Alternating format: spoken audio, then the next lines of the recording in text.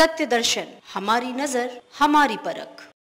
नमस्कार, आप देख रहे हैं सत्य दर्शन न्यूज। आइए नजर डालते हैं आज की मुख्य खबरों पर।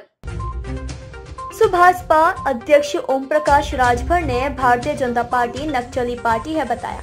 साथ ही कहा कि सपा अध्यक्ष अखिलेश यादव के द्वारा बनाई गई आगरा यमुना एक्सप्रेसवे, जो कि सबसे कम समय में बनकर अव्वल दर्जे की है, उसका उद्घाटन किया। वह फाइटर विमान हेलीकॉप्टर भी उतारा। अखिलेश यादव का ही प्रोजेक्ट था। पूर्वांचल एक्सप्रेसवे जल्दीबाजी के चक्कर में चकत्तीदार बनाई गई है। एक बरसात में ही बह जाएगी यह सड़क। 2022 चुनाव से पहले श्रेय लेने के चक्कर में पूर्वांचल एक्सप्रेसवे रह गया आधा अधूरा। सामाजिक न्याय समिति की रिपोर्ट के मुद्दों पर सहमति हो चुकी है। अखिलेश यादव जातिगत जनगणना भी अवश्य करवाएंगे, जो काम बीजेपी ने नहीं किया था। इसके साथ ही ओम प्रकाश राजभर ने कहा कि ओवैसी 100 सीट पर चुनाव न लड़कर केवल 100 सीट पर लड़े। वह अपने पार्टी के एमएलए को विधानसभा में भेजे।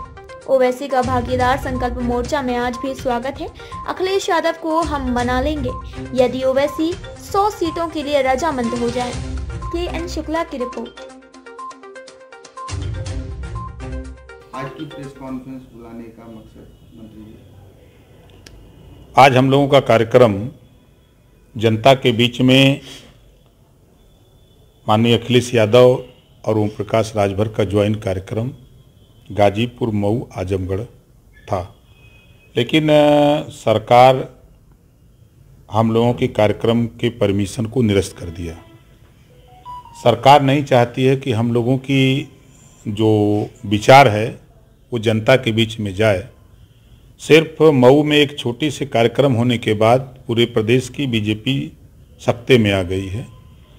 जनता को ये बताने के लिए हम लोग निकले हुए हैं कि 1931 में जातिवार जनगणना हुई। 90 साल बीत गया।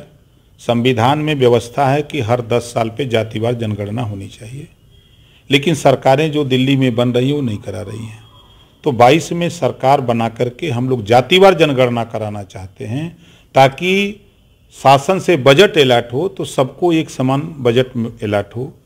इसके लिए हम उनके बीच में ये संदेश पहुंचाने का काम करने के लिए हम लोग लगे हुए हैं। आज प्रदेश की हालत ये है कि 60 पैसा पर यूनिट बिजली सरकार खरीदती है और 7 रुपया ग्रामीण इलाके में और 8 रुपया शहरों में बेच रही है। तो हम ये बात जनता के बीच में बताना चाहते हैं कि जब देश के प्रधानमंत्री गुजरात से आते हैं और प्रदेश की जनता ने वोट दे करके देश के प्रधानमंत्री की कुर्सी पर मोदी जी को बैठा दिया, तो गुजरातियों का कर्जा जो बैंकों से गरीबों के टैक्स का पैसा, किसानों के टैक्स का पैसा, व्यापारियों के टैक्स का पैसा जो बैंकों में जमा है, देश के लोगों का पैसा जमा है, उस पैसे से लोन लेने वाले गुजराती, कोई 500 करोड़, कोई 900 करोड़, कोई 1000 करोड़, कोई 1500 करोड़, सबका मिलाकर के 1 लाख करोड़ रुपया कर्जा हम लोगों के वोट के बल पे मोदी जी ने गुजरातियों का माफ कर दिया।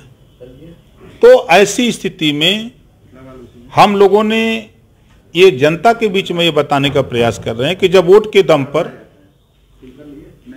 दम पे जब गुजरातियों का कर्जा माफ हो सकता है, तो हम अपना वोट इकट्ठा कर लें और उत्तर प्रदेश में 22 में अखिलेश जी को मुख्यमंत्री बना दें, तो घरेलू बिजली का बिल 5 साल लगातार माफ कर देंगे। ये मैसेज हम जनता के बीच में पहुंचाने का प्रयास कर रहे हैं। सामाजिक न्याय समिति की रिपोर्ट जो 27% पिछड़ी जाति के आरक्षण का बंटवारे का 2 साल 11 महीने से भारतीय जनता पार्टी रद्दी की टोकरी में रखी है। 9 प्रदेशों में ये बांट के दिया जा रहा है, तो हम उत्तर प्रदेश में भी इसको बांटने का काम, ये रिपोर्ट जो पड़ी है, इसको लागू करके सबको अधिकार दिलाने का प्रयास हम लोग करेंगे जब आप 22 में सरकार बनाएंगे। हम प्रदेश में अमन चैन के लिए, गरीबों के इलाज फ्री में करने के लिए हम ये जब अभियान चला रहे हैं, तो भारतीय जनता पार्टी सिर्फ धर्म के सहारे हिंदू मुस्लिम। फिलहाल के लिए बस इतना ही। ऐसी ही खबरें देखने के लिए देखते रहिए सत्य दर्शन न्यूज। नमस्कार।